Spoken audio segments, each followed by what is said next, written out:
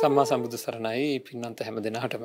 අදත් ධම්ම විවරණ වැඩසටහන සමගයි මේ පින්නන්ත අය ඒකාත්මික වෙලා ඉන්නේ. ලස්සන දේවල් මේ ලෝකේ තියෙනවා. සුන්දර දේවල් තියෙනවා. රසවත් දේවල් තියෙනවා. නුවණ තියෙන මිනිස්සු මේ ලස්සන දේවල්, සුන්දර දේවල්, රසවත් දේවල් වල රස විඳිනවා. හැබැයි මෙහෙම කියනකොට මේ පින්නන්ත අය හිතන්න ඇති මොකක්ද මේ ස්වාමීන් වහන්සේ අද මේ කියන්න යන්නේ කියලා. ඇහැ පිනවන, කන පිනවන, නාසය පිනවන, දිව පිනවන, ශරීරය පිනවන, මනස කාම වස්තුන්ගෙන් පිනවන බොහෝ රසවත් දේවල් තියෙනවා. මේ රසවත් දේවල් අතර තියෙනවා පංචකාම ගුණයන්ගෙන් නැතුව, පංචකාම ගුණයන් හේතු නොවන තවත් බොහෝ රසවත් දේවල්. ඒ තමයි ධර්මය තුලින් ලබන රසය. ලෝකේ ඊටාම නුවණ තියෙන මිනිස්සු තිරිසං සත්තුත් විඳින පංචකාම ගුණය නිසා විඳින රසයන් තිරිසං සත්තුත් විඳිනවා කියලා දැනගෙන මොකද කරන්නේ? ඒවා පිළිකුලෙන් බැහැර කරලා වෙනත් විසඳුමක් හොයනවා. එහෙම විසඳුම් හොයන අයට නියම ලෝකයේ තියෙන නියම රසය විඳින්න ලැබෙනවා බොහෝ පින්වන්ත අයට. ඉතින් නුවණ තියෙන මිනිස්සු තමන්ගේ මනස මෙහෙवला ලෝක රසය අපූර්වට, ඉතා අපූර්වට සුන්දරව ඒ රසය විඳිමින් කටයුතු කරපු අතීතයක් තියෙනවා. ඒ තමයි සම්මා සම්බුදු පියාණන් වහන්සේ නමක් මේ ලෝකෙට පහළ වුණාට පස්සේ එතෙන් පටන් බිහි වෙච්ච මේ සිව්වණක් පිරිස බොහෝ දෙනෙක් තමන්ගේ සිත් නිවාගෙන අපූර්ව රසයක් වින්දා. ඉතින් මේක දිට්ඨ ධම්ම සුඛ විහරණය කියලා කියන්නේ පළවෙනි ධ්‍යානයට බුදුරජාණන් වහන්සේගේ මර්ථ දැක්වීම. එවැනි තත්වයකට පත් වෙන තුරුම සත්‍යය දුක් විඳිනවා කියලා දේශනාවේ සඳහන් වෙනවා. ඉතින් ඒකින්ද මේ ධර්මයේ තියෙන වටිනාකම අපි හොඳටම තේරුම් ගන්න ඕන අපේ පින්නත්නි. අපි කොතනද ඉන්නේ කියලා. ඉතින් ධර්මය රැකෙන්න නම් විනය රැකෙන්නට ඕනේ. ඉතින් මේ වගේ සුන්දර මිනිසුන් බිහි වෙච්ච මේ ශාසනයේ සුන්දර සිත් බිහි වෙලා සියලු දුක් නැති කරගත්ත මේ ශාසනය ඉදිරියට අරගෙන යන්නට හැමදාමත් වැඩිම දායකත්වය එදා තමන් කළ යුතු සියලු කටයුතු ඉවර වෙලා තියෙද්දි බුදුරජාණන් වහන්සේ අනුදැනව දාලා තියෙද්දි මේ පුද්ගලයා කළ යුතු දෙයක් තියෙනවා නම් කළ යුතු දේ කරලා ඉවරයි කියලා සහතික දීලා තියෙද්දි පවා සම්බුදු පරිනිර්වාණයෙන් පස්සේ මහා කාශ්‍යප මහ රහතන් වහන්සේ, උපාලි මහ රහතන් වහන්සේ ආදී සීනාශ්‍රයයන් වහන්සේලා අනාගත පරපුර වෙනින් අපි වෙනුවෙන් සංගායනාවන් ආදී පවත්වමින් මේ ශාසනය බුදුරජාණන් වහන්සේගේ පණිවිඩය මේ තාක් දුරට අරගෙන යන්න අවශ්‍ය කරන සියලු දේ සිද්ධ කරා. මේ ශාසනයේ පැවැත්ම මහා සංඝරත්නය දරාගෙන එන ඒ වගකීම අදටත් දරාගෙන කටයුතු කරන මහා ස්වාමින් වහන්සේලා අදටත් වැඩ ඉන්නවා. ඉතින් ධම්ම විවරණ තුලින් අපි එවැනි නිහඬ සේවයක් කරන ස්වාමින් වහන්සේලා මේ පින්වන්ත අයට ධම්ම විවරණ වැඩසටහන තුලින් හඳුන්වා දෙනවා. ඉතින් ඔබ හැමදිනම දන්න පසුගිය වැඩසටහනත් අපිත් සමග සම්බන්ධ වෙලා විශාල මානසික පරිවර්තනයක් ඇති කරගන්න, හරි දැක්මක් ඇති කරගන්න අපිට උදව් කරපු නායක ස්වාමීන් වහන්සේ තමයි අද දවසේත් අපි වැඩසටහන සම්බන්ධ කරගන්නේ. රාජගිරි කලපලුවාව නිලුම් ප්‍රදේශ දහම්මැදුර භාවනා මධ්‍යස්ථානාධිපති විනය විශාරද, අභිධර්ම විශාරද මකුලාවේ සුදස්සන ස්වාමීන් වහන්සේ අද දවසේත් මේ වැඩසටහන සමග අපිත් සමග ඒක රාශී වෙනවා. ඉතින් ජයමග රූපවාහිනී කාර්ය මණ්ඩලය වෙනුවෙන් ඒ වගේම ප්‍රේක්ෂක ඔබ හැමදෙනා වෙනුවෙන් උන්වහන්සේව අපි নমස්කාර පූර්වකව මේ අවස්ථාවේදී පිළිගන්නවා. ඔබ වහන්සේට තෙරුවන් සරණ ලැබේවා කියලා ප්‍රාර්ථනා කරනවා. මම හිතන්නේ කාලය ගන්න බැරිකමක් තියෙනවා. මාතෘකාව බොහොම පරාසයකට විහිදෙන හින්දා ඒක නිසා වෙන්න නවත්වපු තැනින් පටන් ගන්න අවසර ගැනීම පිණිස මම ඔබ වහන්සේගෙන් මෙවැනි ප්‍රශ්නයක් විචාරනවා. ඊට අවසර ලැබෙන්න ඕනේ. චේතනාහම් භික්කවේ කම්මං වදාමි. චේතනාවයි කර්මය. ඉතින් අපේ සායනහස මේ ශාසනයේ ආයුෂයේ විනය. එතකොට චේතනාවක් නැතුව, ඒ කියන්නේ නොදැනගෙන, ඒක අපි ඔක්කොටම තේරෙන විදිහට ඇහුවොත් නොදැනගෙන යම්කිසි කෙනෙක් මේ විනය කාරණා භික්ෂුන් වහන්සේ නමක් නොදැනගෙන විනය ඛණ්ඩණය වුණොත් උන්වහන්සේ අතින් ඒක වැරද්දක් වෙන්නේ නැද්ද කියන තැනින් ආරම්භ කරන්නයි මගේ අදහස අද දවසේ. සියලු දෙනාට තෙරුවන් සරණයි. අපේ පූජනීය උඩුදුම්බර කාශ්‍යප ස්වාමින් වහන්සේ සමග ගිය සාකච්ඡා වාරයේදීත් අපි මේ ශාසනික මේ කාලේ පවතිනා වූ අර්බුදකාරී තත්වයක් පිළිබඳව එහෙමත් නැත්නම් භික්ෂුණී උපසම්පදාව පිළිබඳව සාකච්ඡා කළා. ඉතින් අදත් ඒ කාරණා ආදියත් එක්කම සම්බන්ධ කරමින් මේ පූජනීය ස්වාමින් වහන්සේ විමසන්ට යෙදුන කාරණාව පිළිබඳව අපි සාකච්ඡා කරන්නේ මේ ශාසනික ප්‍රවාහයටම අන්තර්ගත වෙනු ලබන. ඇත්තම පින්වතුන්ලාට දැන් පැහැදිලි ඇති ස්වාමින් වහන්සේ විමසන්ට යෙදිච්ච දෙය චේතනාව නැතිව එහෙමත් නැත්නම් නොදැන යම්කිසි විදිහකට ශික්ෂාපද ඡේදනාදියක් සිද්ධ වුණොත් ඒක අකුසලයක් සිද්ධ වෙනවා නේ. එහෙමත් නැත්නම් හොඳ නැද්ද කොහොමද කියන එක පිළිබඳව. ඇත්තටම මේ බුද්ධ ශාසනයේ තියෙනවා දැන් පණ භාග්‍යතුන් වහන්සේ පණවලා තියෙන ශික්ෂාපද ගත්තාම ශික්ෂාපදවල අචිත්තක සචිත්තක ભેදයක් තියෙනවා. එහෙම. අචිත්තක කියලා ભેදයක්ත් තියෙනවා සචිත්තක කියලා ભેදයක්ත්. මේ පිංගුතුල මේ දැනගන්න ඕනේ. හරි වටිනාකමක් තියෙනවා. එතකොට මේ අචිත්තක සචිත්තක තියෙනා වූ ශික්ෂාපදවල සමහර ශික්ෂාපද තියෙනවා ප්‍රඥප්ති වජ්‍ය ශික්ෂාපද තියෙනවා ලෝක වජ්‍ය ශික්ෂාපද තියෙනවා. එතකොට ප්‍රඥප්ති අචිත්තක කියලා කියන්නේ සිත මේ ඇතුව සිද්ධ වෙනු ලබන දේවල් තියෙනවා. සචිත්තක කියලා කියන්නේ සිත ඇතුව සිද්ධ වෙනවා. අචිත්තක කියලා කියන්නේ සිත නැතුව සිද්ධ කියන සිත කියන්නේ ඒක වීතික්‍රමණී චිත්තේ නොයේදී සිද්ධ කරන්නා වූ දේවල්. එතකොට ලෝක වජ්‍ය කියලා කියන්නේ ලෝකයා වරදක් ඇටියට දකින්නා වූ දේවල් තියෙනවා. එතකොට ප්‍රඥප්ති වජ්‍ය කියලා කියන්නේ හුදෙක් ප්‍රඥප්ති මාත්‍රයෙන් ඒක ප්‍රඥප්තිය වහන්සේලාට විතරක් සම්මත වෙච්ච සම්මත වෙච්ච දේවල් තියෙනවා. දැන් උදාහරණයකට ගහකින් කොළයක් කඩන එක ප්‍රඥප්තිය. එතකොට ඒක ප්‍රඥප්ති වජ්‍ය ශික්ෂාපදයක්. ඒක ලෝකයා වරදක් ඇටියට මලක් කඩනවයි කියන එක එහෙම වරදක් ඇටියට දකින්නේ නැහැ. එතකොට නමුත් දැන් ඔය සමහර ශික්ෂාපද තියෙනවා මේ චේතනාව යෙදිලම සිද්ධ වෙන්න ඕනෙම තියෙනවා. හොරකම වගේ දේවල් ඒවා චේතනාව නැතුව සිද්ධ වෙන්නේ නැහැ. එතකොට චේතනාව මේ යෙදිලා සිද්ධ වුණොත් එහෙම මොකද වෙන්නේ? ඒක ඇත්තටම මේ අකුසලයක් සිද්ධ වෙනු ලබනවා. සමහර ඒවා තියෙනවා දැන් උදාහරණයකට විකාල භෝජනය කියමුකෝ. විකාල භෝජනය කියන එක අචිත්තක ශික්ෂාපදයක්. ඒක ප්‍රඥප්ති වජ්‍යයක්. ඒ වගේම තමයි එක්තරා විදිහකට ගත්තොත් එහෙම මේක දැන් භික්ෂුන් වහන්සේ නමකට පුංචි දෙයක් දැන් විකාලේ ආහාර අනුභව කරනවයි කියන එක හොඳ නැහැ. කියන්නේ යාවකාලික යම් කිසි දෙයක් මේ අනුභව කරොත් එහෙම ශික්ෂාපද ඡේදෙන්නේ සිද්ධ වෙනවා. එතකොට මේ ඒක නොදැනගෙන කරත් නොදැන කරත් ඒක සිද්ධ වෙනවා ලබනවා. යම් කිසි විදිහකට දැන් පුංචි දෙයක් කටේ තිබිච්ච යම් කිසි මොනවා හරි දවල් දානින් පස්සේ දත් මැද ගන්න බෙදලා පොඩි කෑල්ලක් මොනවා හරි තිබිලා ගිලුණයි කියමුකෝ. එතකොට මොකද මේක නොදැනුවත්ව සිද්ධ වෙනවා. නමුත් ශික්ෂාපද ඡේදනය වෙනවා. ශික්ෂාපද ඡේදනය වුණාට අකුසලයක් සිද්ධ වෙන්නේ නැහැ. අකුසලයක් සිද්ධ වීම කියන එක වෙන්නේ නැහැ. ඉතින් නිවන් දකින්න බාධාවක් වෙන්නේ නැහැ කියන එක සිද්ධ වෙන්නේ නැහැ. හැබැයි ඒ වාගේත් මෙහෙම කතාවකුත් තියෙනවා. සනස මෙහෙමත් වුණොත් දැන් අපි හිතමු කවුරු හරි කෙනෙක් උපසම්පදා භික්ෂුන් වහන්සේ නමක් කියනකො කවුරු හරි හින්දා මුලාවකටපත් වෙනවා. ඒ කියන්නේ මේ විකාල භෝජනය කියන්නේ මේ අකාල භෝජනය කියලා අර කවුරු හරි හිමාර්ථ දක්වලා අපි හිතමු හැන්දෑවේ 6ට විතර කෑවට ප්‍රශ්නයක් නැහැ. අවශ්‍ය නම් කෑවට ප්‍රශ්නයක් නැහැ කියලා. එතකොට එයා ඒක වැරද්දක් කියලා දන්නේ නැතුවයි කරන්නේ. ඒත් අචිත්තක කියන එකේ තේරුම ඒත් මේ වැරද්ද සිද්ධ වෙනවා. මේ වැරද්ද සිද්ධ වෙනවා. පැහැදිලිවම වැරද්ද සිද්ධ වෙනු ලබනවා. හැබැයි එයාගේ අදහස තිබ්බා නම් මෙහෙමයි කියන එක පිළිබඳව ඒ අවස්ථාවේදී ඒ කියන්නේ එයා දැකලා කොහෙවත් නැහැ, ඉගෙනගෙන නැහැ. නමුත් අර අහපු දෙයකින් හරි මොකක් හරි දෙයකින් ගුරුවරයාගෙන් හෝ කාගෙන් හරි අහපු දෙයකින් එයා හිතන්නේ එහෙම ප්‍රශ්නයක් නැහැ කියන එක පිළිබඳව. එතකොට එතන ඇත්තටම අර මේ Taman දන්නේ නැතිකම නිසා සිද්ධ කරපු නිසා අකුසලයක් සිද්ධ වෙන්නේ නැහැ. එහෙමයි. තෘෂ්ණාවක් නොතිබුණා නම් කොහොමත් අකුසලයකුත් නැහැ. අකුසලයකුත් සිද්ධ වෙන්නේ නැහැ. ඒක. හැබැයි මෙහෙම දෙයක් තියෙනවා. මේ කෙසේ නමුත් අපි කියමුකෝ කෙනෙකුට මේ යම් කිසි විදිහකට දැනගෙන සුළු දෙයක් හරි හෝ වේවා යම් කිසි දෙයක් හෝ වේවා දැනගෙන සිද්ධ වුණොත් එහෙම ඒකෙදි සිද්ධ වෙනවා. ඒකයි. මේකට හේතුව ඇත්ත වශයෙන්ම අපේ සන්නස මේ දැනගෙන හෝ නොදැනගෙන විනය කඩන්නට බැරි වෙන්න හේතුව ශාසනයේ ආයුෂය. ඒ කියන්නේ මේක නොදැනගෙන කඩන ඒ කියන්නේ දැනගැනීමේ වගකීම තියෙනවා නේද?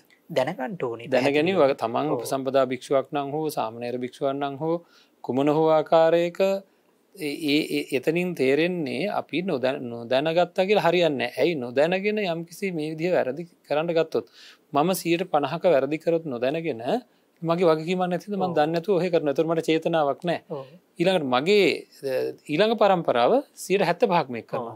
ඊළඟ પરම්පරාව 80%ක් කරනවා. ඉතින් ඊටාම ඉක්මනින් මේක පිරිහිලා යනවා. එතකොට මේ විනය නොදැනීම කියන කාරණාව කියන්නේ නිදහසට කාරණාවක් නෙවෙයි. ඒව නිදහසට මේ දැන් අපි සමහර කෙනෙක් හිතන්න පුළුවන් මේක මේ එහෙනම් නොදැනගෙන හිටියනම් මේක හරි ෂෝක් නේ කියලා. ඒ වෙන්නේ විනය දැනගැනීම කියන කාරණාව හරීම පහසුවක් තියෙනවා. අපේ සෙනස ඉතින් ඒක මේ උච්චර ලොකුවට අපේ මිනිස්සු මෙච්චර ලොකුවට මේ කාර්යය කරන රටක බලන්නකො. රටක නීතියක් නොදැනගෙන නීතිය කැඩුවා කියලා දනුවන් නොලැබී තියෙන්නේ නැහැ. අන්න ඒ වගේ තමයි දැන් විනයෙත් ඒ වගේ දැන් උදාහරණයකට සොරකම කියන කාරණාවත් එimhe දැන් හොරකම කියන එක ගත්තොත් මහා පරාසයක් ඔස්සේ වීදිලා. ඉතින් මේ වගේ මේක ඇත්තටම පැහැදිලිවම නොදැනීම කියන එක නිදහසට කාරණාවක් නෙමෙයි. එතකොට මේ හැම දෙයක් එක්කම බලනු ලබනකොට මේ සමස්ත විනය පිටම භික්ෂුන් වහන්සේලා ගත්තොත් භික්ෂුන් වහන්සේලාගේ බහුතරයක් මේව පිළිබඳව දැනගැනීම කියන එක सिद्ध කරන්න ඕනේ. අන්න ඒකයි. ඉතින් ඒ නිසා දැන් එතකොට දැන් ඇත්තටම අද මේ අපි මේ භික්ෂු මේ කියන්නේ උපසම්පදාව කියන කාරණාවට පැමිණෙනු ලබනකොට උපසම්පදාවේදී භික්ෂූන් වහන්සේලාට අපි මේ භික්ෂූන් වහන්සේලා ලබන්නා වූ ඥාති චතුර්ථ උපසම්පදාව දැන් පින්වතුන්ලාට මතක ඇතිනේ අපි ගිය සාකච්ඡා වාරයේදී කතා කරන්න තියෙනවා භික්ෂූන් වහන්සේලාට පමණක් සාධාරණීච අද වර්තමානයේ ලබන උපසම්පදාවක් තියෙනවා. ඒ තමයි මොකද්ද මේ ඥාති චතුර්ථ උපසම්පදාව. එතකොට මේ ඥාති චතුර්ථ කියන එකෙන් අදහස් කරන්නේ මොකක්ද? ඥාතිය සිව්වෙනි කොට ඒ කියන්නේ අනුශ්‍රාවණ 3ක් තියෙනවා. ඔය උපසම්පදා කර්මාවක අනුශ්‍රාවණ 3ක් තියෙන ඥාතියක් තියෙන. ඒ නිසා තමයි ඥාති චතුර්ථ උපසම්පදාව කියලා කියන්නේ. එතකොට මෙන්න මේ උපසම්පදාව තමයි එදා බුදුරජාණන් වහන්සේ ධර්මාන කාලේ ඉඳන් මේ දක්වාම ඔය අවිච්ඡින්නව මහරහතන් වහන්සේලාගේ පටන් අවිච්ඡින්නව පැවතගෙන ආවා උපසම්. එතකොට මහරහතන් මහා කාශ්‍යපාදී මහරහතන් වහන්සේ නම තමන් වහන්සේගේ ශිෂ්‍යෙක් උපසම්පදා කරා නම් ඒ උපසම්පදා කරේ තෝ ඥාති චතුර්ථ කර්ම උපසම්පදාව. ඒ කියන්නේ අද අපිට කියන උපසම්පදාවෙම. එතකොට ඒ උපසම්පදා පින්වතුනි හොඳට මතක තබා ගන්න මේක අවිච්ඡින්නව අර හරියට දම්වැලක පුරුද්දම අර අතින් අතට අල්ලගත්තා වගේ අපේ පූජනීය ස්වාමීන් වහන්සේ කිව්ව විදිහට අතින් අතට අල්ලගත්තා වගේ මේ දම්වැලක පුරුද්දාමයක් වගේ මේක එකට සම්බන්ධ වෙන්න ඕනේ. එතකොට තමයි මේ සම්බන්ධය තමයි අදට දක්වා මේකට තමයි තේරවාදී පරම්පරාව කියලා කියන්නේ. මහා විහාරීය පරම්පරාව. එතකොට ඒ නිසා තමයි මේ ආචාර්ය පරම්පරාදී පවා බැලුවේ පිරිසිදුවට ගියා වූ පරපුරක් සම්බන්ධ. එතකොට මේකෙදී මේ උපසම්පදාව කියන කාරණාවත් එක්ක මේක සිද්ධියටපත් වෙන කරුණු පහක් හේතු වෙනු ලබනවා. කාරණා පහක්. එතකොට මේ පුද්ගල සම්පත්තිය, පරිස සම්පත්තිය, කම්ම වාචා සම්පatti, ඥාති සම්පatti, අනුශ්‍රාවණ සම්පatti කියලා ඉවරලා සම්පatti පහක් තියෙන්න ඕනේ. හරි. පුජ්‍යලයා කියලා කියන්නේ පැවිදි වෙන්නා උපසම්පදා වන්නා වූ කෙනා. හරි. එයාව ඉන්ටෝනි කියන්නේ අපේක්ෂකයා. එතකොට මේ කර්ම වාක්‍ය මේ ඊළඟ එක තමයි සීමා සම්පත්තිය. උපසම්පදා වෙනු ලබනකොට නිකන් ගිහිල්ලා කොහෙවත් තැනක උපසම්පදා කරන්න පුළුවන් කමක් නැහැ. ඒකට භික්ෂූන් වහන්සේලා විසින් ඒ කියන්නේ උපසපන් භික්ෂූන් වහන්සේලා විසින් සම්මත කරගත සීමාවක් තියෙන. ඒකට සීමා සංක්ෂිප්ත වශයෙන් කිව්වොත් සීමාව දෙවෑදෑරුම් වෙනවා. බද්ධ සීමාව සහ අබද්ධ සීමා කියලා. එතකොට බද්ධ සීමාව කියලා කියන්නේ ගොඩ මේ භූමියේ සක බඳින්නා වූ සීමාව ඒක කර්මාවකින් අපි සම්මත කරගන්න ඕනේ. ඒක ලොකු පරාසයක්. මේ සංක්ෂිප්තව මේ කරුණු කාරණා අපි කියන්නේ. එතකොට ඒවා බොහොම විනයානුකූලව සම්මත කරන්න ඕනේ. ඒ සම්මත කරනු ලබනකොට පුරාණ ඒක දක්වනු ලබන බද්ධ සීමා නාම බද්ධ සීමාව කියලා කියන්නේ කුමක්ද? ඒ බද්ධ සීමාව කියලා කියන්නේ ත්‍රිවිධ සම්පත්තීන්ගෙන් යුක්ත කරලා ඉවර වෙලා නිමිත්තෙන් නිමිත්ත සම්බන්ධ කරලා ඉවර වෙලා මේ කර්ම වාක්‍ය කියලා සම්මත කරන සීමාවට තමයි බද්ධ සීමාව කියලා. ඒකාදස විපත් සීමාවන්ගෙන් විනිර්මුක්ත වෙන්න ඕනේ. ඒකලා අර ත්‍රිවිධ සම්පත්තීන්ගෙන් යුක්ත කරලා සම්බන්ධ කරපු සකස් කරපු සීමාව බඳපු සීමාව තමයි බද්ධ සීමාව. ඒ බඳු පිරිසිදු සීමාවක උපසම්පදා කරන්නත් පුළුවන්කම තියෙනවා. ගොඩ සීමාවක බද්ධ සීමාව. ඒ වගේම උදකුක්කේප සීමා කියලා අබද්ධ සීමා කියලා ඒවට කියනවා. උදකුක් ක්ෂේප සීමාවක කරන්නත් පුළුවන්කම කියන දී සකස් කරනු ලබන්නා වර්තමානයේ දැන් ඔය මේ රාමඤ්ඤ මහනිකාය උපසම්පදාදී සිද්ධ කරනු ලබන්නේ ඒ වගේම ඇතැම් නිකායවල උපසම්පදාවත් කරනු ලබනවා අපේ කල්යාණ යෝගාශ්‍රම සංස්ථාවෙත් එහෙම උදකුක්කේප සීමාවල උපසම්පදාදී විනය කර්ම සිද්ධ කරනු ලබනවා. එතකොට ඒව දී සිද්ධ කරන්න වූ දේවල්. එතකොට අබද්ධ සීමා එක විතර නෙවෙයි තවත් අබද්ධ සීමා තියෙනවා. එතකොට මේ බඳු සීමාවත් පිරිසිදු වීම කියන එක සිද්ධ වෙන්නේ. එතකොට මේ පැහැදිලිවම උපසම්පදා වෙන්නව අපේක්ෂකයා හොඳ කෙනෙක් වෙන්න ඕනේ. ඒ කියන්නේ උපසම්පදා අපේක්ෂකයා නිකන් කෙනෙක් වෙන්න බෑ. සුදුසුකම් ලාභී කෙනෙක් වෙන්න. සුදුසුකම් ලාභී වෙන්න. ඒ කියන්නේ 20 වයස් සම්පූර්ණ වෙන්න ඕනේ ප්‍රධාන වශයෙන්ම. ඌන 20 වස්ස පුජ්‍යල 20 වසට අඩු පුජ්‍යලෙක් වෙන්නත් බෑ. ඒකාදස අභව්‍ය පුජ්‍යල සංඛ්‍යාවට මාතෘඝාතක, පීතෘඝාතක, අරහන්ත ඝාතක, ලෝහිත උපාදක, උබතෝභියංජනක, පණ්ඩක, තේය සංවාසක ආදී වශයෙන් කිනු ලබන්නා වූ 11 අභව්‍ය තත්වයට ගිහපු පුජ්‍යලෙක් වෙන්න පුළුවන්කමකුත් නැහැ. දැන් ওই මාතෘඝාතක, පීතෘඝාතක කියපු තත්වයට වැටිච්ච අය පැවිදි උපසම්පදා කරන්න බෑ. එයාලා පැවිදි කරත් එයාලට උපසම්පදා පිහිටන්නේ නැහැ. කොහොමටවත්ම. එතකොට අන්න එබඳු මට්ටමින් තොර වෙච්ච පිරිසුදු කෙනා තමයි අර මේ පුජ්‍යල සම්පatti වශයෙන් මේතකොට නිවැරදි උපසම්පදා අපේක්ෂකයා බවට පත් වෙන්නේ. ඊට පස්සේ සීමා කර්මවාක්‍ය සම්පත්තියක් තියෙනවා. කර්මවාක්‍ය සම්පatti කියන්නේ මේ කර්මවාක්‍ය කියන එකක් හරියට උච්චාරණය කිරීම කියන උච්චාරණය කරමින් ඒකේ තියෙනු ලබනවා ඥාති සම්පatti අනුසරා ඒ ඥාති සම්පatti ඉඳම්ම. එතකොට සාවන හාපන ආදී යක් වෙන්නේ නැතුව හරියාකාර විදිහට උච්චාරණ ආදී සිද්ධ කරන්න ඕනකම තියෙන කර්මවාක්‍ය කියනු ලබනකොට. එතකොට කම්මවාච සම්පatti ඒකෙත් හරියට මේ පූර්ව අපරාධී ගැලපෙන්න ඕනේ. යොදන්නා වූ දේවල් හරියට යෙදෙන්න ඕනේ. උච්චාරණය කරනකොට හරියට උච්චාරණය කරන්න ඕනේ. පච්චා ඥාති තපන ආදියට යන්න පුළුවන්කමක් නැහැ. ඥාති ඥාතිය ඒ කියන්නේ අනුශ්‍රාවණ මුලින් කියලා ඥාතිය පස්සේ කියන්න බෑ. එහෙම නැතුව හරියට කියන්න ඕනේ. ඊළඟ එක තමයි අනුශ්‍රාවණ සම්පත්තියත් ඒ විදිහටම යෙදෙන්න ඕනේ. අනුශ්‍රාවණය කරන්නා වූ තේවිල. ඊට පස්සේ පරිස සම්පත්තිය. පරිස සම්පත්තිය කියන එකෙන් අදහස් කරේ ඒ කර්මය උපසම්පදාව සිද්ධ කරන්නට එන්නා වූ පිරිස භික්ෂුන් වහන්සේලා. යම් කිසි සාමණේර භාවයේ ඉඳන් උපසම්පදාව අපේක්ෂා කරන්නා වූ අපේක්ෂකලාභී සාමණේරයන් වහන්සේට උපසම්පදාව ලබා දෙන්න පුළුවන්කම තියෙන්නේ පිරිසිදු උපසම්පදාව තියෙනා වූ තවත් ස්වාමින් වහන්සේලා උපසපන් ස්වාමින් වහන්සේලා 5 නමකට. එහෙමයි. 5 නමකට තමයි පුළුවන්කම තියෙන්නේ. එතකොට ඒ 5 නම පිරිසිදු මේ ලෝකේ යම් තාක් පිරිසිදු උපසම්පදාව තියෙන භික්ෂුන් වහන්සේලා 5 නමක් ඉන්නවද? ඒ තාක් මේ බුද්ධ ශාසනය තියෙනවා. මිහිඳු මහරහතන් වහන්සේ ලංකාවට වැඩම කරනකොට ඒ සමග වැඩිය පිරිස දිහා හොඳින් බලනකොට පැහැදිලි.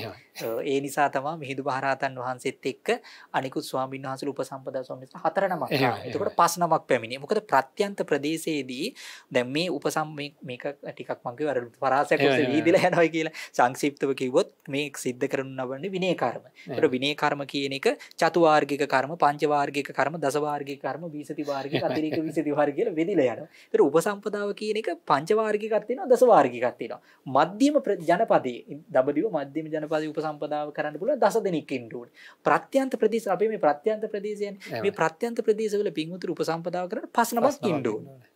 ඒ නිසා තමයි බලන්න මිහිඳු මහරහතන් වහන්සේ මතක් කරපු ඉස්මතු කරපු කාරණා හරි වටිනවා. මොකද මේ මිහිඳු මහරහතන් වහන්සේත් එක්ක අපේ උත්තිය ආදී වශයෙන් ඒ ස්වාමීන් වහන්සේලා ඒ ස්වාමීන් වහන්සේලා 4 නමක් ආවා. ඊට පස්සේ සුමන සාමණේරයන් වහන්සේ පැමිණියා.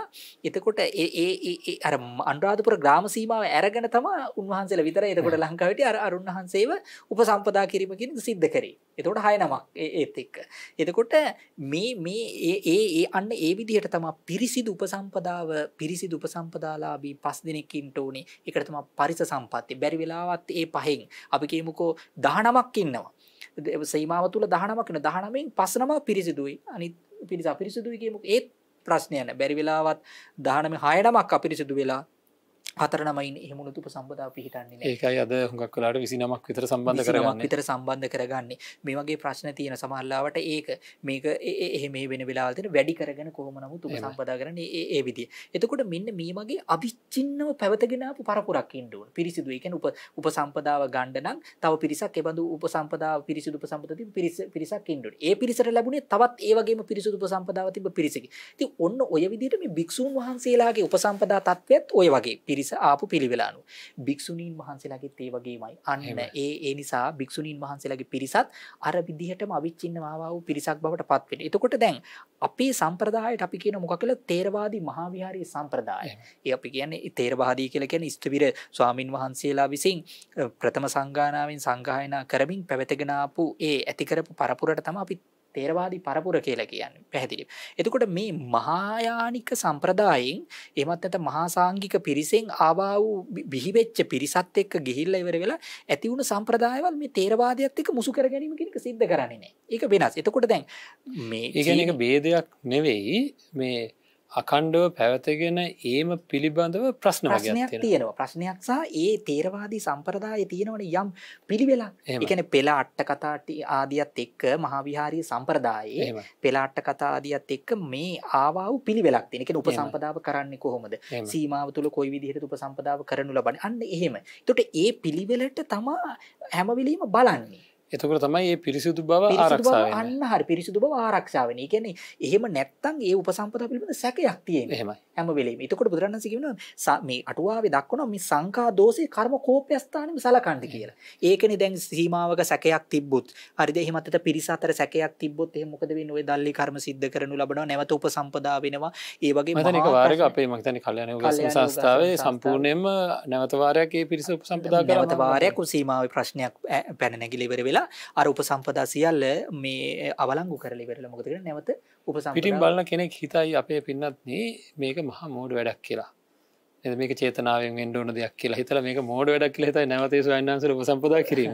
නමුත් මේක තුල තියෙන මහා ගැඹුර තමයි මේ ශාසනයේ චිරස්ථිතිය. චිරස් පැහැදිලිවම.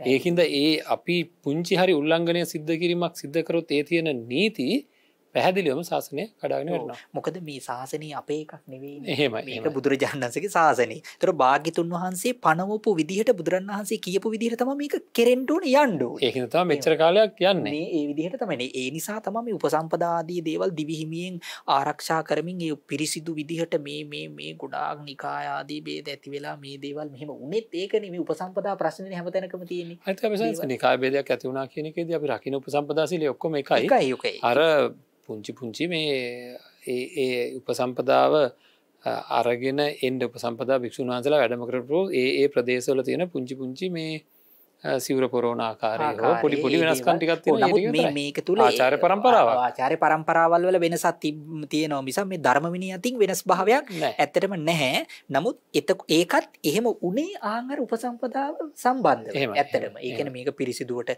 රැකගෙන ඉන්න ඕන නිසා පිරිසිදුවට වෙන්න ඕන නිසා පිරිසිදු වෙන්න ඕන කියලා පිරිසිදු වෙන්න ඕන කියන පරමාර්ථය තමයි හැම දෙයක්ම සිද්ධ වුනේ. එතකොට මෙන්න මේ විදිහටම තමයි භික්ෂුනි දැන් භික්ෂුණීන් වහන්සේලාගේ උපසම්පදාව ගත්තම දැන් අද වර්තමානයේ කතා කරන එකක්නේ චීනේ මෙන්න මේ තේරිය පරපුරක් හිටියා.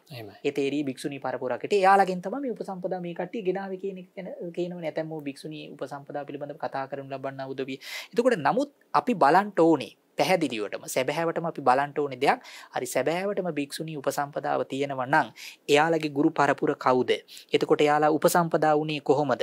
එයාලා කොයි සීමාවෙද උපසම්පදා වුණේ? එතකොට අන්න බලන්න පුද්ගල සම්පත්තිය, ඒ වගේම පරිස සම්පත්තිය, කම්ම වාචා සම්පත්තිය, සීමා සම්පත්තිය, ඒ වගේ මේ හැම එකක්ම බලන්න ඕනේ. එතකොට මේ හැම එකක්ම බලන්නේ කොහොමද? අපේ තේරවාදී ත්‍රිපිටකයට, තේරවාදී අටුවාවන්ට මේ ආචාර්ය පරම්පරාවට මේවා ගැලපෙනවද කියන එක පිළිබඳව. එතකොට ඒ ගැලපුණා නම් අන්න හරි ප්‍රශ්නයක් නැහැ. එතකොට මේවා ගලපලා බලනු ලබනකොට මේවා ගැලපුවන්නේ නැහනේ. හරි මේවා කිසි දෙයක ගැලපෙ. එතකොට දැන් මහායානික සම්ප්‍රදාය හිටපු අපි කියමුකෝ දැන් උදාහරණයක් ඇටියට මහායාන සම්ප්‍රදාය ඇතැම් මේ නිකායවල තියෙනු ලබනවා. ඇතැම් සම්ප්‍රදායවල තියෙන අපි දන්නවා උපසම්පදා කරන්නේ ඒක සීමාවක් එහෙම එකක් ගැන යාලගේ හිම අපේක්ෂාවකුත් නැහැ. එහෙම කිසිම මේක නැහැ. කර්ම වාක්‍ය කියන දේවල් මේ කර්ම වාක්‍ය උනත් උච්චාරණය කරනකොට පුදුම පිළිවෙල. දැන් උදාහරණයකට සාමණේරයෙක්ව පැවිදි කරනු ලබනකොට දක්වනු ලබනවා මොකද්ද මේ බුකාරාදී නම් ව්‍යංජනානම් ස්ථාන කරන සම්පදන් අහාපෙන්තේනේව ආචාර්යේනපි අන්තේවාසිකේනපි වත්තබ්බාණි කියලා කියන. ඒ කියන්නේ දැන් බුද්ධං සර සාමණේරයෙක්ව පැවිදි කරනු ලබනකොට ඒ කියන්නේ ගිහි ළමයෙක්ව කුල පුත්‍රයෙක්ව ශාසනය ඇතුළු කරන්න පැවිදි කරනු ලබනකොට කාරණා තුනකින් තමයි සාමණේර පැවිදි පිළිටන්නේ. මොකක්ද? කේසච්ඡේදනේ, චීවර දානේ, තිසරණ දානේ තුනේ. ඒකේ තිසරණ දානේ කේසච්ඡේදනේ දෑගුලකට වැඩි එක කෙස් ගහක්වත් තියෙන තු ඔක්කොම ඡේදනය කරන්න ඕන. නිවැරදිව පිරිසිදුවට චීවර දානේ චීවර ලබා දීම කරන්න ඕන. ඊළඟ එක තමයි මොකද්ද මේ තිසරණ දාන කියන්නේ තිසරණේ සමාදන් කරවීම. ඒක කියනවා බුකාරාදී නම් ව්‍යංජනාන. දැන් බුද්ධං සරණං ගච්ඡාමි කියන බුකාර ආදී කියනකොට බුකාර දකාර මහප්‍රාණ දකාර ඊට පස්සේ නිග්ගහීතේ සකාර රකාර ආදී වශයෙන් ඒ අක්ෂර ඔක්කොම හරියට ටාන කරන සම්පදන් අහපෙන් තියෙනේ.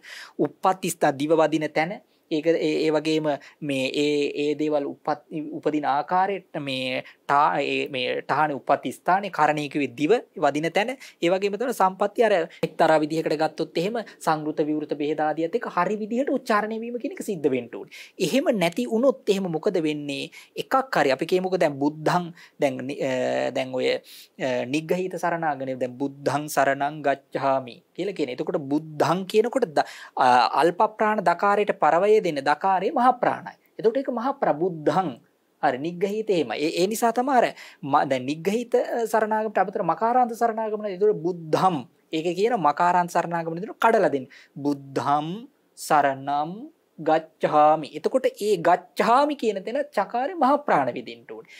ඒවා නිකන් ඔහේ කියවොත් එහෙම එතනදි කියන මොකද සාමනීර පැවිදි පිහිටන්නේ නැහැ. අපේ සයනස මේ දේවල් ආයසරයක් මම මතක් කරනවා. මේ දේවල් ඇහෙනකොට කෙනෙක් හිතයි ඇයි මේ තරම්ම මේ දේවල් ගැන මේ සැලකිලිමත් වෙන්නේ කියලා. ඉතින් එච්චර ඕනද මේක නිවන් දකින්න තියෙන ශාසනයනේ කියලා. ඒක තමයි. නේද? එතකොට මෙච්චර නීති ඇයි කියලා. ඉතින් අපේ පින්නන්ත අය පොඩ්ඩක් හිතන්න වික්ෂුන් වහන්සේ නමක් කියන්නේ නායකයෙක් පැහැදිලිවම. අන්නයට මඟ පෙන්වන්නේ. ඒකින්ද අර මොනවද පාච්ච කොටපු මේ අය මේ නේද ඒ විතරනේ ස්වභාවික උවදුරු වලින් කනක් කොටයි නම් අතක් කොටයි නම් එහෙම පවා තියෙනවා. මාන කරන්න එපා කියන්නේ ඒ වෙන මොකටවත් නෙවෙයි මේ ශාසනයේ අන් අයව පහදවා ගන්නට. මොකද ගිහි විඳලා නිවන් දකින්න පුළුවන්. සාමණේර විඳලා නිවන් දකින්න පුළුවන්.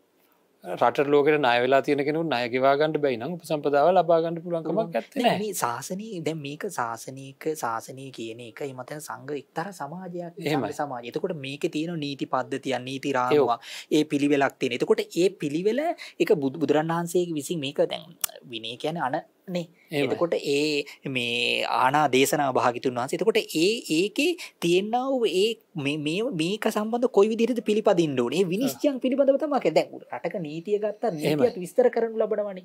හරි දැන් යම් කිසි මේ ආණ්ඩු ක්‍රම ව්‍යවස්ථාවේ යම් කිසි වගන්තියක් තිබ්බොත් ඒක විස්තර කරනවා මේක මෙන්න මෙහෙමයි කියලා ඒක විස්තර කරනු ලබනවා. ඒ වගේ තමයි මේකේ තියෙනවා දැන් එක අකුරක් හරි මොකක් හරි පදයක් හරි වෙනස් වුණොත් ඒකට කොච්චර තර්ක විතර්ක කරනු ලබනවා. එහෙමයි. එතකොට මේකෙත් අනිත් එක අපේ සයනස දැන් මම කියන්න උත්සාහ කරේ මේවා මෙච්චර ඕනේ නැහැ කියලා කෙනෙක් හිතයි. නමුත් මේ මම අර කිව්වේ ශ්‍රද්ධාව ඇති වෙන්න ඕන අනිත් අයට ඉදිරියෙන් ඉන්න කෙනාව මේ දකින්නකොට පැහැදිලි. එතකොට මේ උච්චාරණ ආදී ඉගෙන ගන්නේ නැතුව නම් මේ ඇවිල්ලා ඉන්නේ. ඒක ඉගෙනගෙන එන්න වෙනවා එතකොට. ඉගෙනගෙන එන්න වෙනවා පැහැදිලිව. ඒක තමයි දැන් අපි සාමනීර කෙනෙක් ළමයෙක් ආපුවාම අපි ඒ ළමයට මුලින් සකස් කඩේ ඉඳන් කියලා දෙනවා. එතකොට අනිත් එක තමයි ඒ කියන්නේ ඒ උච්චාරණය කරන්න අර අකුරු ටික හරියට ඒ කියන්නේ දිව හරියට වදින්න හුරු කරවනු ලබන. ඒ ප්‍රමිතිය ඇති කරවන්න. ඇති කරවන්න ඕනේ. නැත්තම් දැන් උදාහරණයකට අර කියනු ලබනවා මොකන්ද මේ නක්කත්තාන මුකං චන්දෝ මේ එක ගාථාවක දක්වනු ලබනවා මේ අග්ගි හුත මුකායඤ්ඤා සාවිත්තිං ඡන්දසෝ මුකං රාජා මුකං මනුස්සාන නදීනං සාගරෝ මුකං නක්කත්තාන මුකං ඡන්දෝ ආදිච්චෝ තපතං මුක පුඤ්ඤං ආකංගමානන සංගෝවේ යජතා. ඒක කියනවා මේ සාවිත්තිං ඡන්දසෝ මුකං. හරි. ඒ කියන්නේ ඡන්දස කියන එක සාවිති කියන්නේ ත්‍රිවේදයේ ඡන්දස ප්‍රගුණ. ඡන්දස කියලා කිව්වේ මේ එතන විශේෂයෙන්ම දක්වනු ලබන්නේ අටුවාවේ කියන මේ උච්චාරණය පිළිබඳව. හරි. ඒ කියන්නේ හරියට උච්චාරණය. ඒ කියන්නේ දැන් ගරුලගු නියමයන්ගේ මේ හරියට යෙදුණා වගේ තමයි ඡන්දස. ගරුලගු නියම ඡන්දං කියලානේ කියන්නේ. එතකොට හරියට දැන් ත්‍රිවේදයටත් මේ මන්ත්‍ර ශාස්ත්‍රයටත් අක්ෂර හරියට උච්චාරණය කරන්න ඕනේ. මොකද ඒ වගේ තමයි දැන් ඒකට සංසන්දනය කරන කාරණාව නෙමෙයි මේ කියන්නේ. ඒ කියන්නේ මේකෙත් දැන් යම් කිසි කෙනෙකුට හරියට උච්චාරණය කරන්න බැරි නම් එතකොට මොකද වෙන්නේ? නිවැරදිව සිද්ධියට මේකපත් වෙන්නේ නෙමෙයි. මේ හැම එකකම පිළිවෙලක් තියෙන. එතකොට මේවා අපි කියන ඒවා නෙමෙයි. මේවා බුදුරජාණන් වහන්සේ පනෝපුවා. ඒ බුදුරජාණන් වහන්සේ පනෝපු දෙයට අනුරූපීව අටුවාචාරණය කියන්නේ මහා ප්‍රවීණ ප්‍රතිසම්පදා પ્રાપ્ત මහරහතන් වහන්සේලා අට කතාවල මේවා විස්තර කරා. එතකොට තමයි අර කෙනෙකුට දැන් මේ සැකයක් නැතුව ප්‍රශ්නයක් නැතුව මේක කොහොමද දැන් අපි කියමුකෝ මේ වාග්යතුන්වහන්සේ පනෝපු දේ අට කතා ටීකාවල මේක විස්තර කරලා තිබ්බේ නැත්නම් අපිට මේවා කරගෙන යන්න බෑ. ඒ නිසා තමයි අර ලස්සනට මේක කියලා තියෙන්නේ. ඒ විදිහටම තමයි ඔන්න ඔය භික්ෂුණීන් වහන්සේලගේ උපසම්පදාව පිළිබඳව පැන එන්නේ මේ කාරණාව. එතකොට ඒ එනු ලබනකොට අපි බලන්න ඕනේ භික්ෂුණී අද වර්තමානයේ ඉන්නවා නම් භික්ෂුණීන් වහන්සේ නමක් ඉන්නවා නම් කියනු ලබනවා නම් මේ විදිහට මේක මේ ඉන්නවා කියන එක පිළිබඳව සහ මෙහෙම වෙන්න ඕනේ කියලා කියනු ලබනවා නම් බලන්න ඕනේ. හරි. තේරවාදී සම්ප්‍රදායට ගැලපෙනවද? තේරවාදී සම්ප්‍රදායට අනුරූපී අපිට මේවා දැන් සමහර අය තර්ක කරනවනේ මාත් එක්කම තර්ක කරලා තියෙනවා. ඇයි බුදුරන් වහන්සේ කියන්නේ මහා කාරුණික උත්තමේ මේ අපිට වෙනස් කරන්න බැරි මේ විනය ප්‍රඥප්ති තියෙන දේවල්. ඒ මහා කාරුණික බව හින්දාමයි වෙනස් කරන්න බැරි. මහා කාරුණික භාවය නිසා වෙනස් කරන්න බැරි. අනිත් එක බුදුරන් වහන්සේගේ මහා කාරුණික භාවය අපිට ඕන විදිහට ගන්න පුළුවන් කම නැහැ. ඒක හොඳට මතක තියාගන්න ඕනේ. අනිත් එක මේ සමානාත්මතාවය කියන එක. සමානාත්මතාවය කියන එකත් අපි තේරුම් ගන්න ඕනේ. ඒක මේ අද වැරදි විදිහටනේ මේක මේ කරගෙන තියෙන්නේ. ඒ කියන්නේ මේ භික්ෂුණීන් වහන්සේලාට ඒ කියන්නේ භාග්‍යතුන් වහන්සේ තමයි තරම් ලබා දීපු වරප්‍රසාදයක් නැහැ තවත්.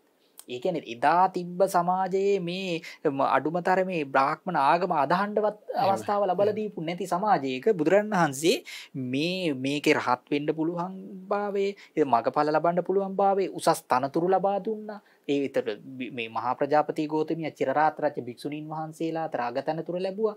ඒ විතරකුත් නෙමෙයි මේ මහා තමාවි හැටියට පිදුම් ලැබුවා. ඒ හැමදේම දීලා ශාසනයේ සීල වරප්‍රසාදයක් දුන්නානේ. හැබැයි ඒ කියන්නේ මේ සමානාත්මතාවය කියන්නේ අර කියන්නේ මේ හිමි යම් කිසි කෙනෙකුට හිමි තැනක් තියෙනවනේ. ඒ හිමි තැන. ඒ කියන්නේ අපේ සයන්නස මේ පටල ගන්න එකයි අපි අර කලින්මත් කතා කරේ පටල ගන්න එක. අන්න හරි. ඒ කියන්නේ බුද්ධ ශාසනයේ පරම අදහස කෙනෙක් සියලු දුකෙන් නැතිවීම. මහා බෝසත්ණන් වහන්සේ අප්‍රමාණ දුක් විඳේ අපේ දුක් නැතිකරන්න මේ තියෙන සංසාරික දුකෙන් අතමුදවන්න. එතකොට කවුරු හරි කෙනෙකුට ගෙයක් දෙනවා. ගෙයක් දීලා ඒ ගේ ආරක්ෂා කරන්න එයා ගේ ඇතුලෙන් තියලා ඔක්කොම වරප්‍රසාද ටික දීලා වැට දෙනවා වෙන කෙනෙකුට ආරක්ෂා කරන්න කියලා. වැට දුන්නේ නැහැ කියලා ගේ දුන්නේ කෙනා ගෑකෝ ගහනවා. ඒ වගේ භික්ෂුණීන් කියලා කෙනෙකුට නැත්නම් ස්ත්‍රියකට ගත්තොත් ගේ දීලා තියෙන්නේ බුදුරජාණන් වහන්සේ. පැහැදිලිවම. වැට දීලා තියෙන්නේ උපසම්පදා විනය. ඒ කියන්නේ විනය තමයි වැට. එතකොට විනයට අදාළ කාරණාවන් වලට යම් කිසි දුර්වලතාවයක් ඇති වෙලා ඒක ගිලිහිලා දැනට ඉතුරු වෙලා තියෙන වැටවත් රැක ගන්න ඕනේ.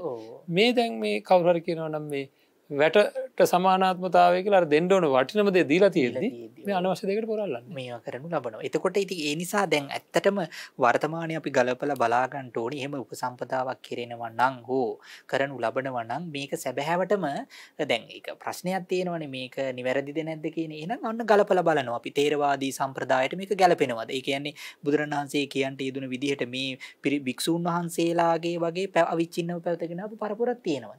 ඇත්තටම එහෙම බලනු ලබනකොට එහෙම අවිච්ඡින්නව පැවතගෙන ආපු පරපුර ප්‍රකට නැහැ. ඒක සිඳුණා යම්කිසි කාලවකවානුවක් ආවා. ඒ කාලවකවානුවේදී ඒක සිඳුණා. ඔබ වගකීමේ කාරණා සහිතවද මේ කියන්නේ? මේක පැහැදිලිවම ඔබ වහන්සේ ඒ පිළිබඳ යම්කිසි ආකාරයක අධ්‍යයනයක් කරාද? මේ පැහැදිලි ඇත්තටම ඉතාම වටිනා ප්‍රශ්නයක් විමසන්න ඉදලා ඔබ වහන්සේ. මොකද ඒක මම පැහැදිලිවම කියන්නේ මේක වගකීමේ යුක්තවයි කියන්නේ. බොහෝමත්ම ඒ වගකීමත් අපි බාර ගන්නවා එක්තරා විදිහකට. මේක මේ වගකීම් විරහිතව නෙමේ කතා කරනු ලබන්නේ. මොකද මේ පෙළ අටුවා ටීකා සියල්ල අපි අධ්‍යයනය කරලා. මොකද දැන් මගේ මව්තුමිය සිල් මෑණි කෙනෙක්. හරිද? ඉතින් මම පැවිදි වෙන්නත් කලින් තමයි එතුමිය දසසිල් මාතාවකට බොහෝ කාලයක් දැන් බොහෝ අවුරුදු බොහෝ කාලයක්. එතකොට ඉතින් උපසම්පදාව තියෙනවා නම් මමත් බොහොම කැමතියිනේ මගේ මව්තුමියටත් මේක ලබා දෙන්න. එතකොට විනය පිටකයේ සම්පූර්ණයෙන්ම කියවපු සහ විනය පිටකයේ අදටත් උගන්වනු ලබන මේ අදත් ඇත්තටම මේ විනය උගන්වලා මේ උදේ.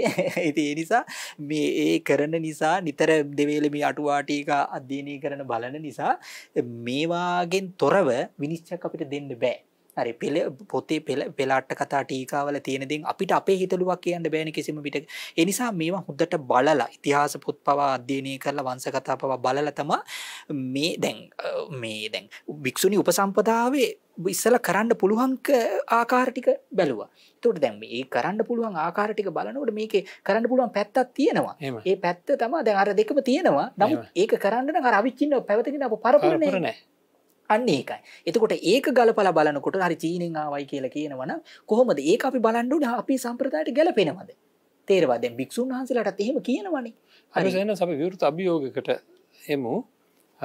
කාට හරි පුළුවන් නම් පෙන්වන්න. අන්න හරි. තේරවාදී පරපුරෙන් පැවතගෙන එන මෙන්න මේ කාරණා සහිත මෙන්න මේ වගේ පිරිසක් ඉන්නවා කියලා අන්න හරි. ඔබ වහන්සේ ඉතා ආශිර්වාදාත්මකව මේ පිළිබඳව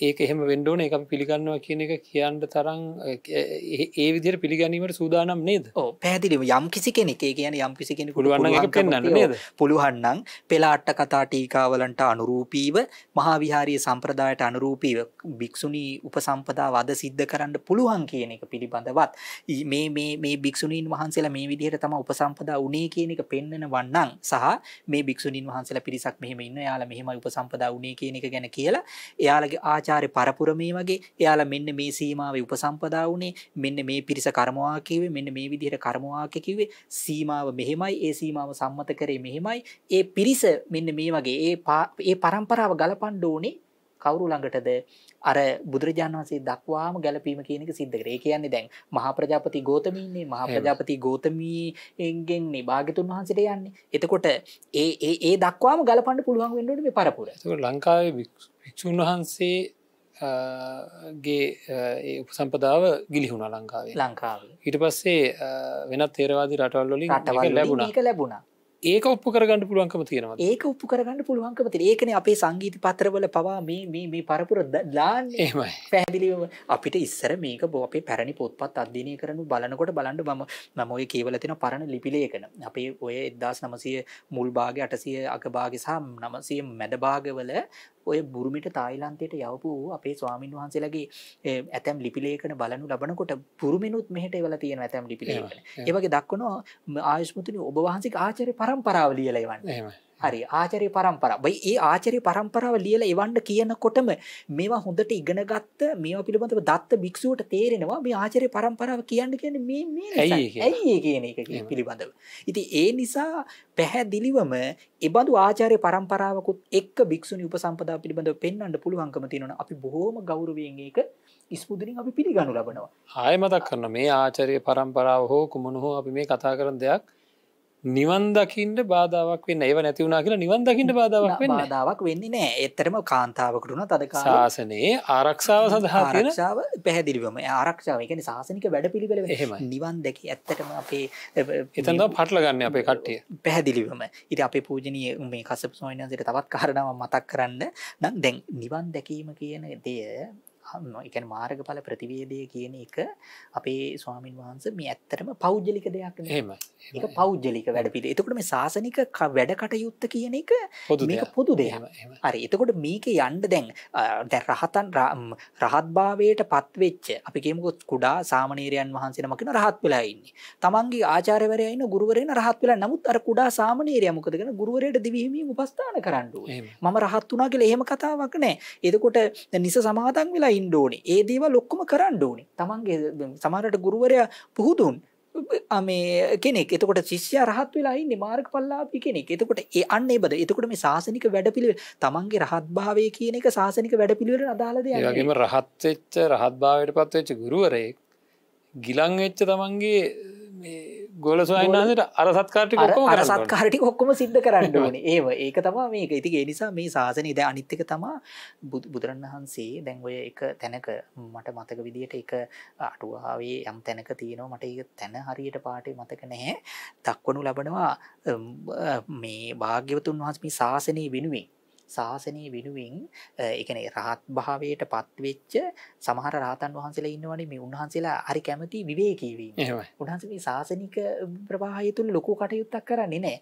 කියනවා ඒ බඳු රහතන් වහන්සේලා ගැනවත් භාග්‍යතුන් වහන්සේ වැඩි සැලකිල්ලක් දක්වන්නේ නැහැ කියන එක කියන්නේ. ඒක මහා පුදුම කතාවක්. හරිද? ඒක හරි පුදුම කතාවක්.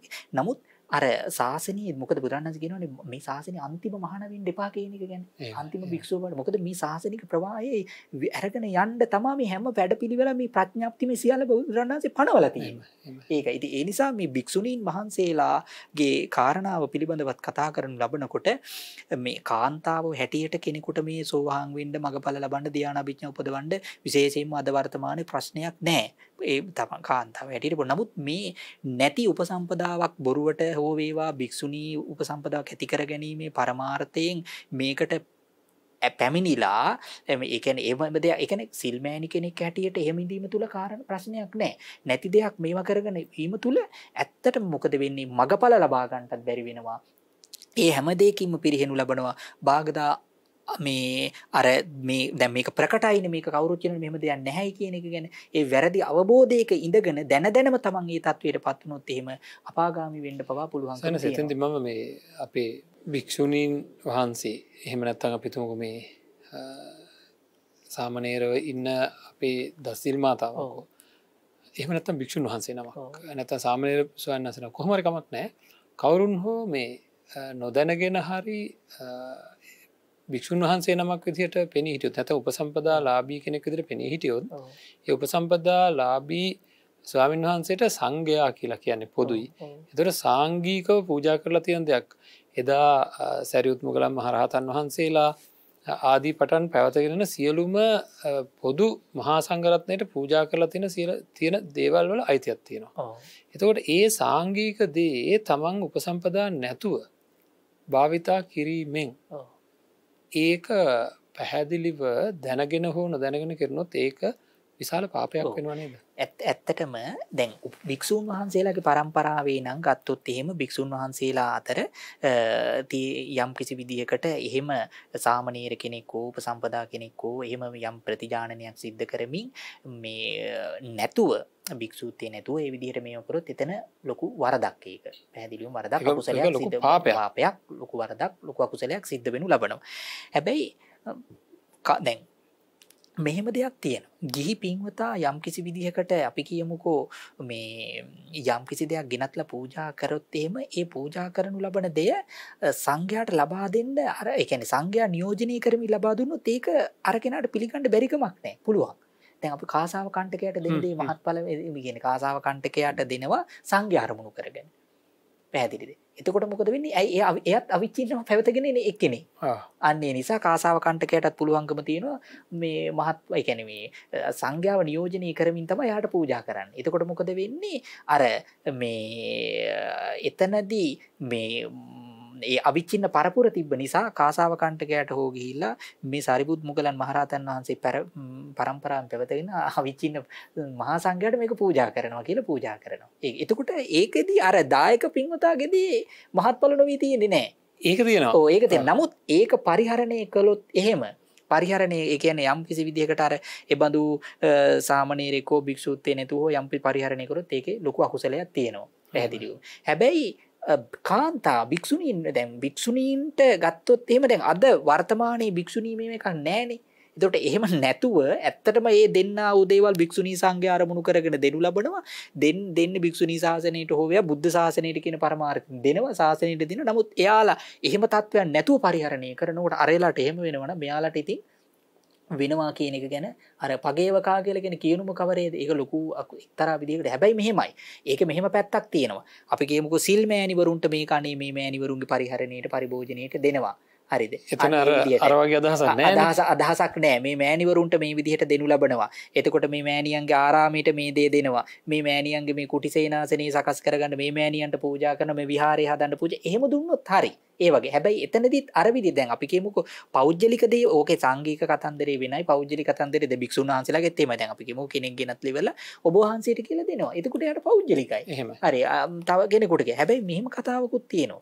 ඒක තුල ලොකු පරාසයක්. අපි කියමුකෝ දැන් යම් කිසි හාමුදුරු කෙනෙකුට පුළුවන්කම තියෙනවා ඕනනම් දැන් සාමණේර කෙනෙක් කියමු. සාමණේර කෙනෙක් සමහර වෙලාවට සාමණේරයාගේ පැවිද්ද කෙනෙක් ඉතාම ඉක්මනින් මේ වෙනවනේ. එයාට ඊළඟ දවසේ සීල් සමාදන් වුණොත් මේක නැවත පිළිහෙටනු ලබනවා. සමාදන් වෙලා පුළුවන්කම තියෙනවා. ඊටාම ඉක්මනින් පිටව. ඉතින් ඒ වගේ මේක සම්බන්ධව එහෙම පැති ගොඩක් තියෙනවා. කරන්න පුළුවන් ආකාර සම්බන්ධව.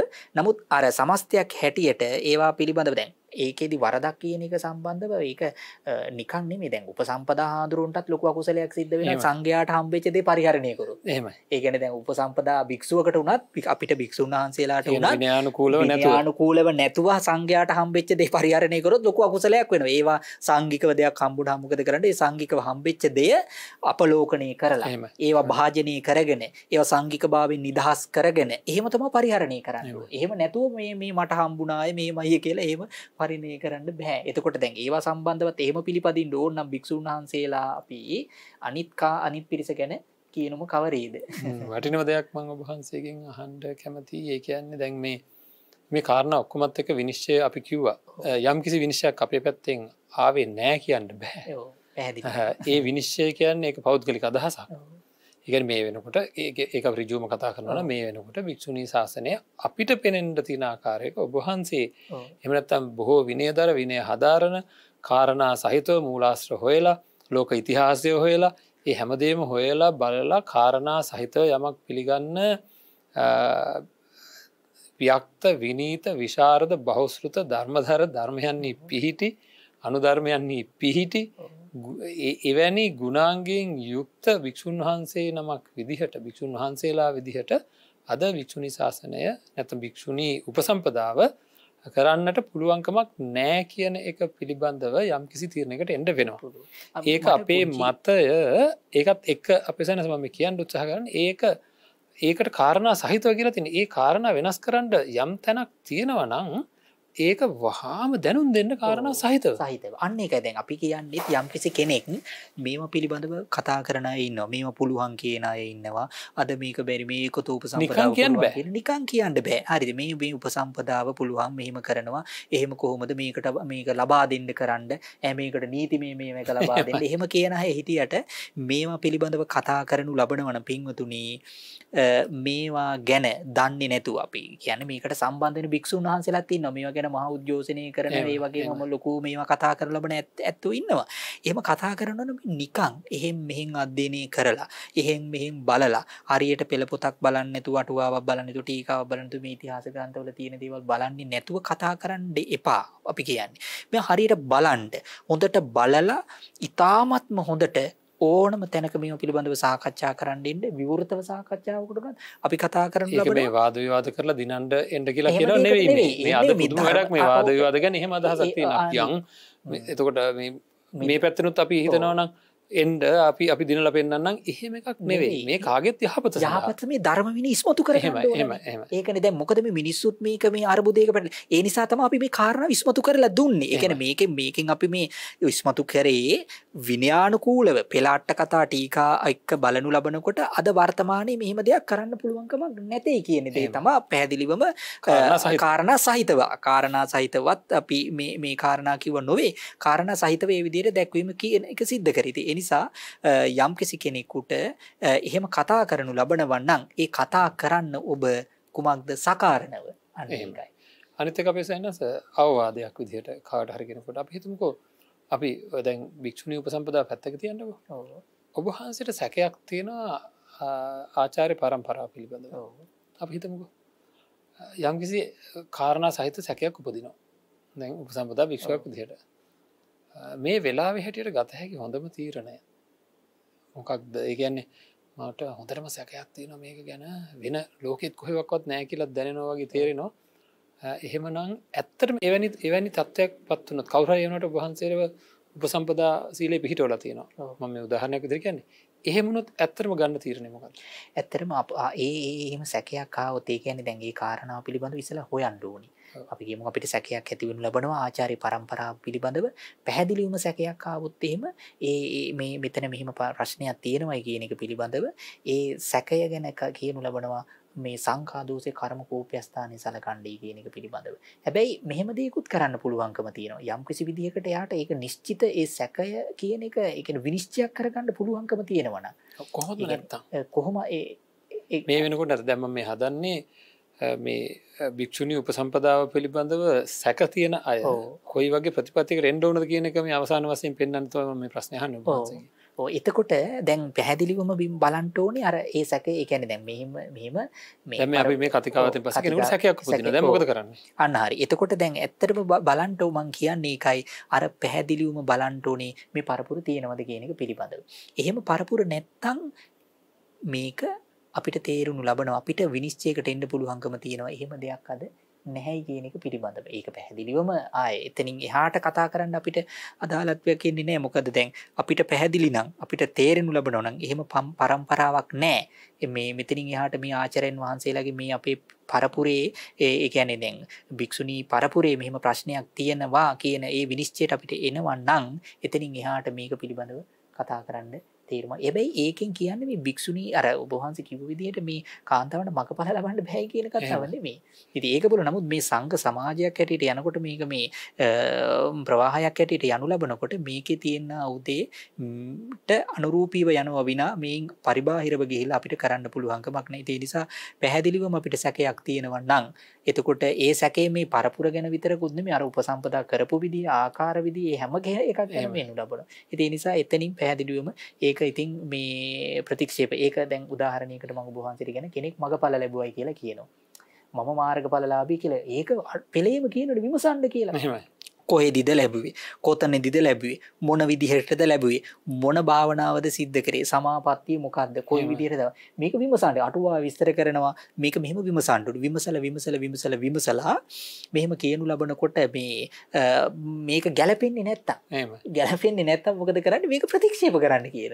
අපනේ තබ්බන් කියලා කියන ඉවත් කරන්න. ඒ කියන්නේ එයා මගපලලාභී නැහැ. ඒ නිසා මේක හැම අටු මේ විශේෂයෙන්ම දක්වනවා මේ කර්මස්ථාන සම්බන්ධව කියනකොට ඒ උත්තරී මනුෂ්‍ය ධර්ම ගැන කියනකොට මගපලලාභී කියලා කෙනෙක් ප්‍රතිජානනය කරොත් විමසන්නේ කියලා කියන ග්‍රන්ථාන්තරයට මේක ගැලපෙන්නේ නැත්තම් එහෙමයි. ප්‍රතික්ෂේප කරන්න. එතකොට ඒ දේවල් පිළිබඳවත් එහෙම කියනු ලබනවා නම් මේවා ගැන කවර කතාවක්ද? ඇත්තටම අපි අපේ සහෝදරියන්ට අම්මලාට එහෙම නැත්තම් අපේ ආච්චි අම්මලාට අපි පෞද්ගලික වශයෙන් කොයිතරම්නම් ආදරේද? ඒ කියන්නේ මෛත්‍රියෙන් යුක්තද? ඉතින් හුඟක් වෙලාවට අපේ කාන්තා පාර්ශ්වය පැවිදි වීමට එන්නේ පැහැදිලිවම තමන්ගේ ජීවිතයේ දුක් දැකලා ඒ දුක් නැති කර ගැනීමේ පරමාර්ථමණකින්. එතකොට ඒ සඳහා අවශ්‍ය කරන සියලු දේ තිබියදී ශාසනය ආරක්ෂා කරන වැට කියන විනයට පටහැනිව කටයුතු කරලා ගින්දරත් එක්ක කරන සෙල්ලමක් වගේ මේක. ඊටාම භයානක දෙයක්. ඉතින් දුක් නැති කරගන්න පැවිදි වෙන ශාසනයේ දුක් වැඩි කරගන්න සංසාරික ජීවිතයේ දුක් වැඩි කරගන්න හේතු වෙනවා. මොකද මට බොහොම බයක් හිතෙන දෙයක් තියෙනවා අපේ ස්වාමීන් වහන්සේ මේ සුමේද තාපසයා වෙලා ඉන්න කාලේ දීපංකර බුදුන් දවස නිවන් දකින්න පුළුවන්කම තියෙනවා මහ බෝසත්යන් වහන්සේට.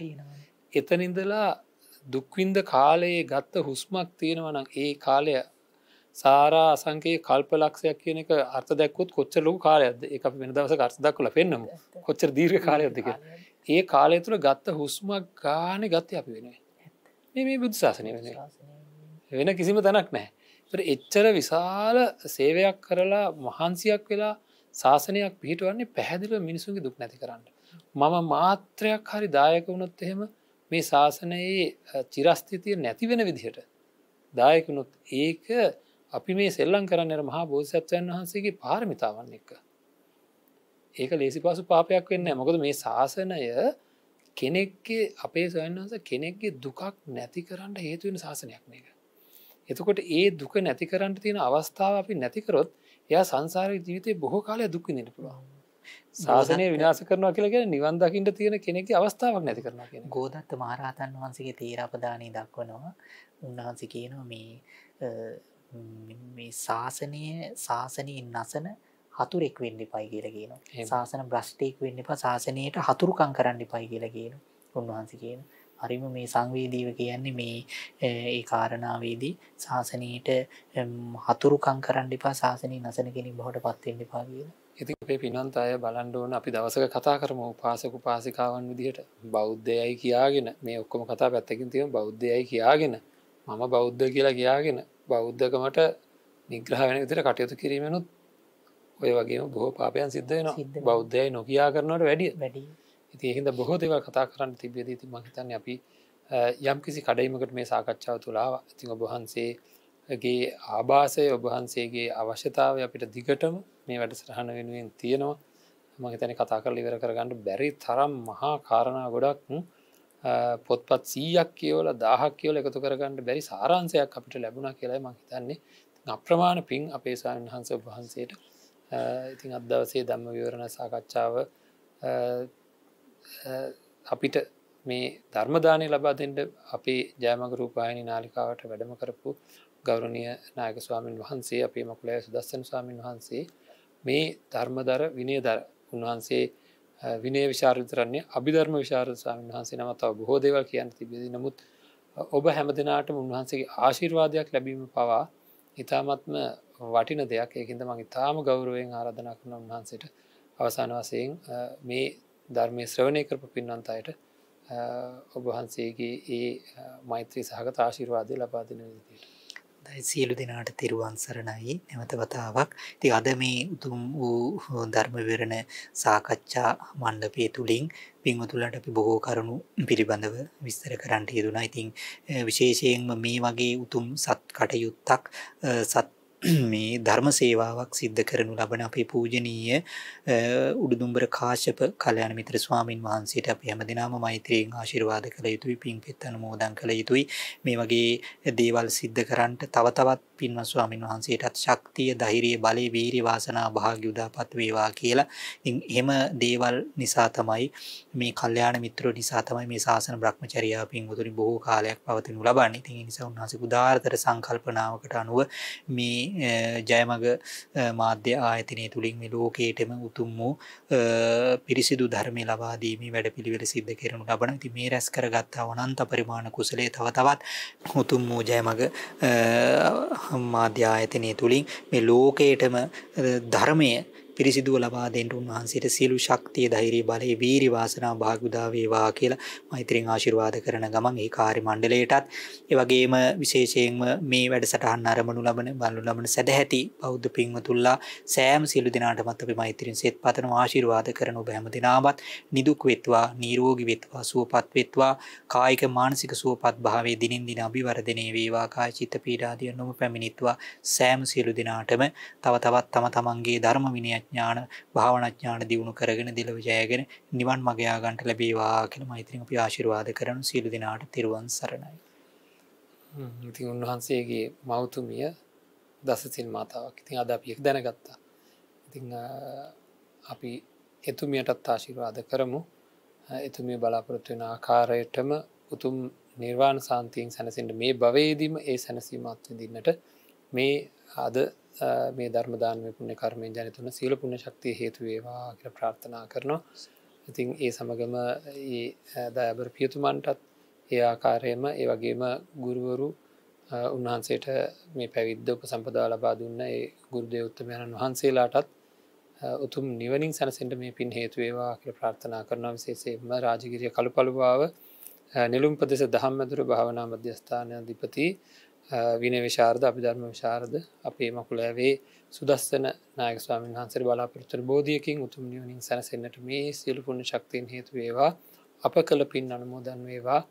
මේ ශාසනික මහා සේවය තව බොහෝ කාලයක් සිදු කරන්නට දීර්ඝායුෂ වේවා. සම්මා සම්බුදු සරණින් සියලු දෙවියන්ගේ රැකවරණින් උන්වහන්සේ බලාපොරොත්තු වෙන ආකාරයට සියලු දේ උතුම් ආකාරයට සිද්ධ වේවා කියලා ප්‍රාර්ථනා කරමු. ඔබ හැමදිනාටමත් සම්මා සම්බුදු සරණයි.